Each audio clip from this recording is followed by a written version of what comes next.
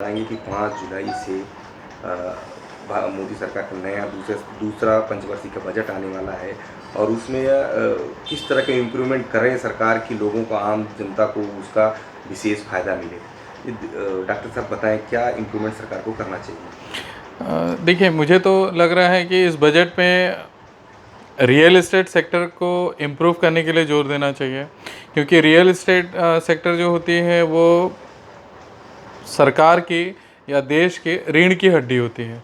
और अगर रीढ़ की हड्डी ही कमज़ोर है तो फिर आप न खड़े रह सकते हैं न बैठ सकते हैं। तो रियल एस्टेट सेक्टर को ध्यान देना चाहिए। दूसरी बात है, वाहन इंडस्ट्री है, जो हाँ कार बनते हैं, व्हीकल इंडस्ट्री है, ये भी दिन प्रतिदिन डाउनफॉल हो रही है। और वाहन इंडस्ट्री अगर डाउनफॉल हो रही है तो इसका मतलब है कि लग्जरी सेक्टर, मतलब कार खरीदने के लोगों के पास पैसे नहीं। इसका सीधा सीधा एक ही यही चीज़ दिखाई देता है कि लोगों के पास बेरोज़गारी है, उनके पास इनकम सोर्स नहीं है। अगर इनकम सोर्स होता तो लोग गाड़ियाँ खरीदते। तो ये सीधे सीधे दिखाई दे रहा है कि लोगों के पास पैसे की कमी है।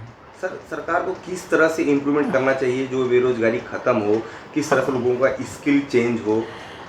देखिए, स्मॉल स्केल इंडस्ट्री के लिए सरकार थोड़ी कोशिश कर रही है, बैंकों से लोन दिला रही है। रोज़गार योजनाओं में, अलग अलग रोज़गार योजनाओं में बैंक पैसे दे रहे हैं, सरकार पैसे दे रही है।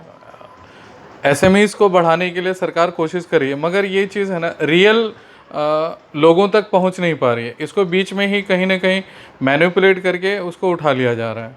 तो सबसे बेहतर यही होगा कि इसको कहीं ना कहीं रोका जाए। और एक मनरेगा जैसे, एक मैं आपको बताऊं, मनरेगा में जैसे उनको 200 रुपये कुछ लोगों को मिलते हैं, मगर इसका एक ज़रिया ये है कि आपको सरपंच को 20% देना पड़ता है।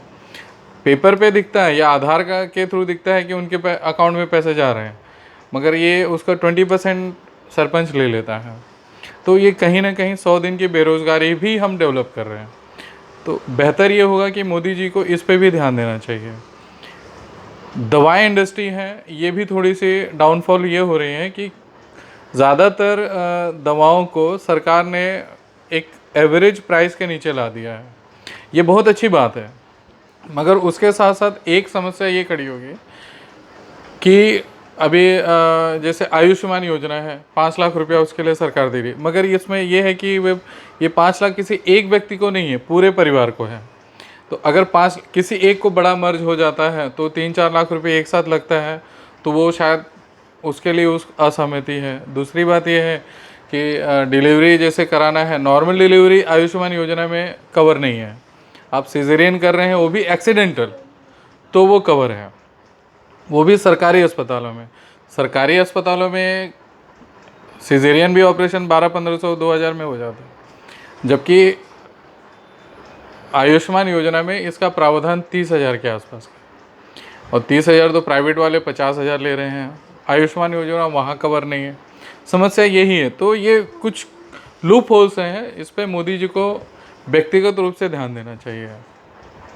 आगे जो ये है मेडिसिन से जुड़ी और स्वास्थ्य से जुड़ी सुविधाओं के लिए किस तरह के नए आयाम विकसित किए जा सकते हैं, इस बारे में आपका क्या कहना है। जैसे एक हृदय गति रुक जाने, जैसे हार्ट अटैक का है, तो वो पेस मेकर है, सरकार ने ज़रूर सस्ता कर दिया है, मगर ऑपरेशन का खर्चा आज भी उतना ही है।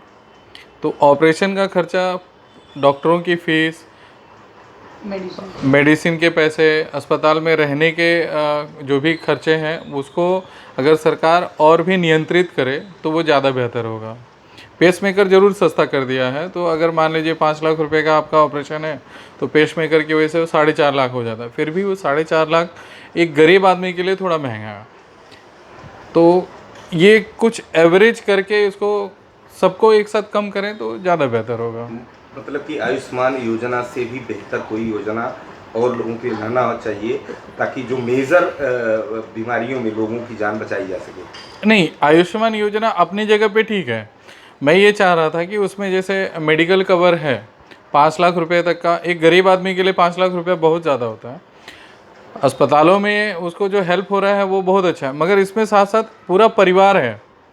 मान लीजिए कि एक पति पत्नी और 2 बच्चे हैं, तो अगर उनको कुछ एक साथ हो जाता है तो 5 लाख उपयोग आ जाता है। मगर मान लीजिए कि पति है, जो कमाऊ है और उसको किसी प्रॉब्लम हो जाता है, कोई एक्सीडेंट हो जाता है या कुछ हो जाता है, अचानक उसको 4 लाख का खर्चा आ जाए, तो वो सरकार वो नहीं दे पाती है। फिर वो एवरेज उसके ऊपर करीब करीब 1.25 लाख रुपए के आसपास का खर्चा होता है। तो इससे बेहतर है कि उस पूरे एक आदमी को भी पूरा उसमें कवर किया जाए, वो ज़्यादा अच्छा रहेगा आयुष्मान योजना में।